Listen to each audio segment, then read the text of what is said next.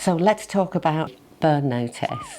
Sometimes the Instant Pot will beep and it will say on the display something like burn, and it's a little bit alarming, but what it's actually doing is just telling you that your food's about to burn.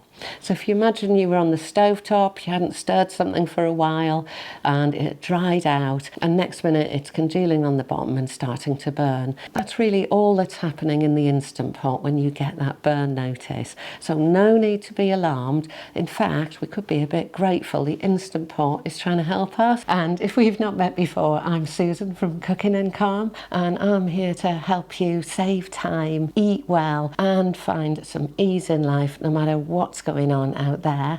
And here are the main reasons that you might get a burn notice on the Instant Pot. So with the Instant Pot, we have the saute function, and that means that we can saute up some meat or some vegetables before we go into pressure cooking. And if you're used to cooking at home, you might know that, ooh, all that lovely burnt bit on the bottom of the pan there, that's extra flavour. And as a new Instant Pot user, you just ignore it, put the lid on, off you go. But next minute, it's the burn notice.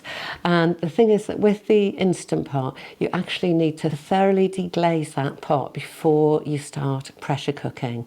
So just take some liquid, some wine, some vinegar, some lemon juice, a bit of stock, and a spoon or a firm spatula, and really get rid of all those bits that have stuck to the bottom before you go into pressure cooking. And in my experience, this is the number one reason that causes the burn notice.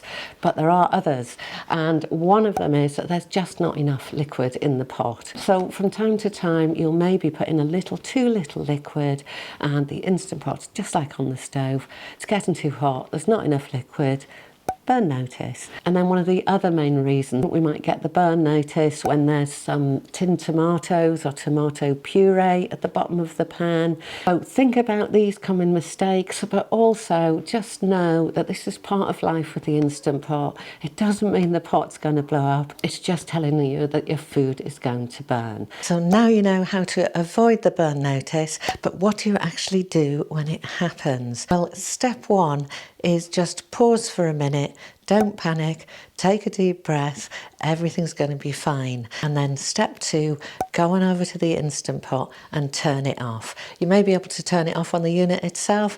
Me, I tend to just turn it off at the plug. And then your next step is just think carefully about what you've got in there. So if you've got something in there that's sticky and might kind of bubble over like my applesauce, then just leave your Instant Pot to sit for a little while until that pin comes down. Or if you've got something in the bottom there and you know it's just something with water and it's probably dried out, then you can do a quick pressure release. And then once your pot has cooled down, take off the lid and have a look and see what you've got in there. Now, if it hasn't totally burned, like these steel cut oats here, they're sort of sticking to the bottom, but they're not over yet, then you can just add in some more liquid, give it a good stir, make sure everything else is okay on the lid, then just pop your lid back on and set it away again.